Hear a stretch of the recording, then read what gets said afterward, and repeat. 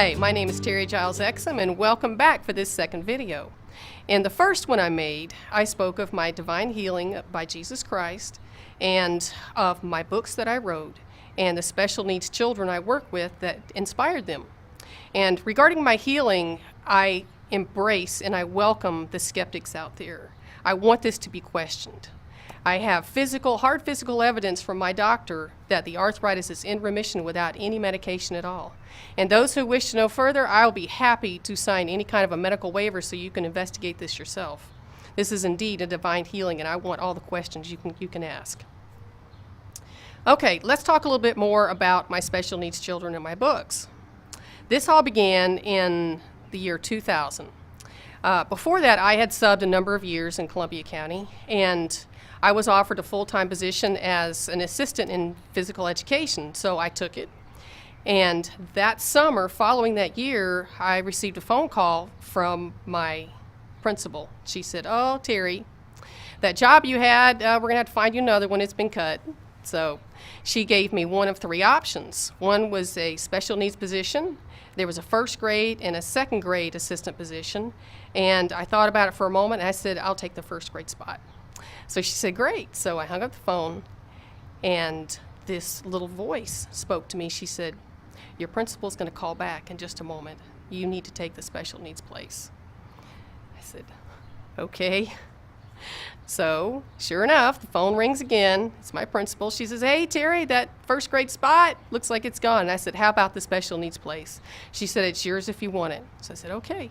And the only reason I took it, the Spirit told me to. Previous to that, I had no experience with special needs children except for what I had seen in the hallway. I'd seen them come through in their wheelchairs, and I always thought, what a sad place to be. But I did what God told me to do, and I did my best to prepare myself for that first day of school. I mean, we had training to get us ready.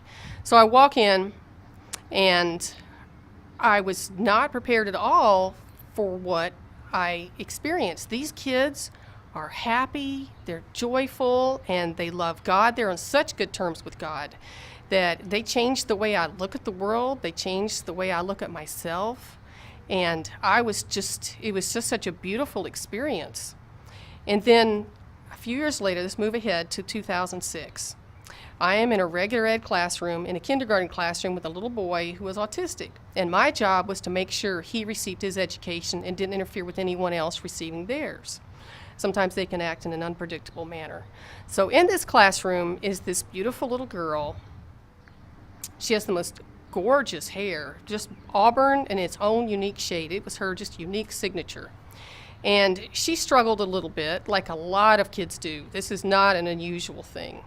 So what I do in this situation, I've done it for years. My student has to be tutored, so I'll take the ones who are struggling and bring them back and let them, get them involved in the tutoring as well. And they make friends, and they catch on really quickly, and it's just a great thing all the way around. So this little girl, she came back, and she caught on really quickly. It didn't take her long at all. So for Christmas that year, she wanted to give me a gift, like a lot of the kids do. But for like a lot of these families, it's difficult enough to provide a gift for the teacher, much less somebody extra like myself. So she got creative, which are where the best gifts come from. And most likely out of a trash can, she found this beautiful little necklace. As you can see, it was broken, but she fixed it good as new with this bright blue barrette, and this was her gift to me. And it just amazes me how God can take our broken pieces of trash and turn them into priceless treasures. I would not trade this necklace for $1 million. So the two of us were never in the same classroom again, but we stayed close. I see her in the hallway and say, "Hey, what's going on with your life?" and all this. And, she had some amazing things happen. And one thing about this little girl is that I never, ever saw her without a smile on her face. She was just happy. She was just a happy, very centered little girl, just beautiful child. And when she finished her time with us at Evans Elementary and moved on to the middle school, we still stayed close. We didn't see each other physically like we did at school before that, but we became friends on Facebook, and we were able to keep up with each other. And then on a very tragic day in the fall of 2012, she stepped out into traffic and was killed. And needless to say, we were just devastated. I mean, what do you do with that kind of grief? Well, we handled it as best we could. You know, we pulled together as a team and as a family. And then about 8 days later, I was at home. And I walked outside. I wanted to see my flowers, because women, we love our flowers.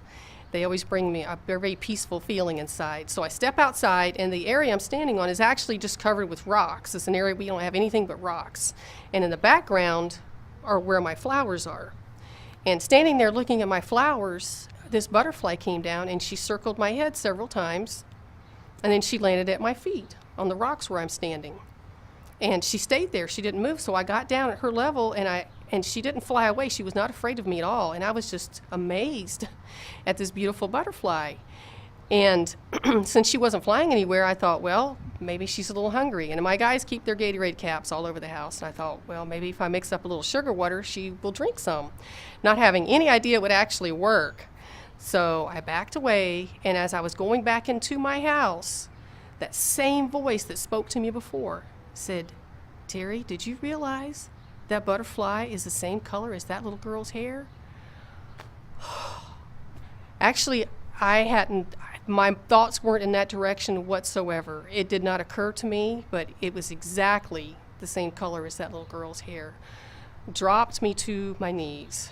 Well, I gathered myself quickly, ran and mixed up the sugar water, grabbed my camera, and went back outside, and right there she was waiting for me. I put the cap down. She came right over and started drinking. And I clicked away, took lots and lots of pictures. And the kids at school asked me later on, they said, how did you get so many pictures of her? I said, I guess she just posed for me.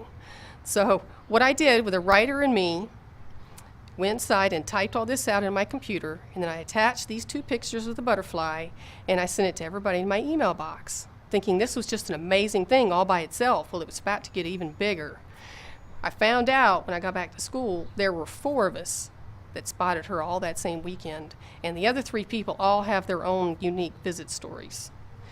And then we're going to move ahead a little bit. A few months later, and the arthritis is it's really got a hold of me. It is just my hands, my wrist, my elbows, my shoulders, and I was having some very adverse reactions from the medications, and I was very frustrated with that route. So I found a holistic doctor in our area, and he showed me the art of deep meditation, to go deep inside of ourselves, and that's where I found the true answers. That's where the kingdom of God resides, and Jesus was right there waiting for me. And Jesus showed me how I'd become sick and what I needed to do to become well. And one of the major reasons that caused me to become ill, which causes most of us to become ill, are issues of unforgiveness and bitterness that we allow to settle into our souls. It's like poison. Well, he showed me how to get rid of it. And you don't find these things without that deep introspection. It's sometimes difficult to do, but you cannot find it and uproot it and get rid of it unless you do that.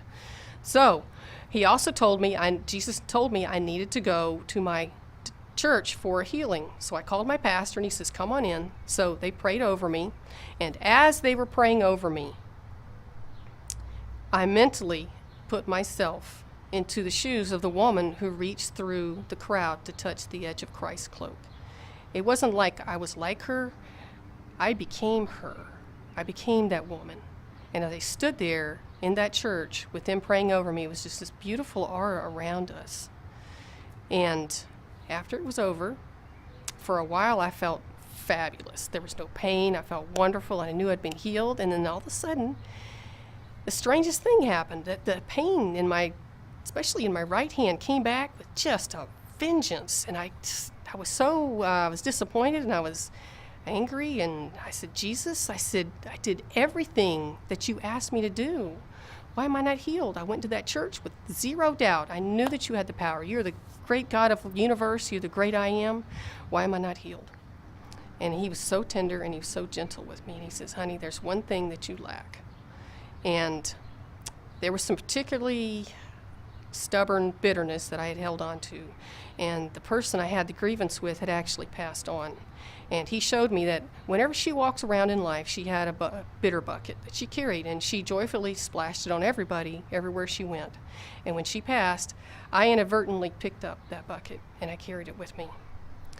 And until he showed me this, I had no idea this is what I was doing. But when I saw it, I said, Jesus, you're right. I said, you're right. I see it now. And I said, but you know, when I carried that bucket, I never allowed it to splash on anyone.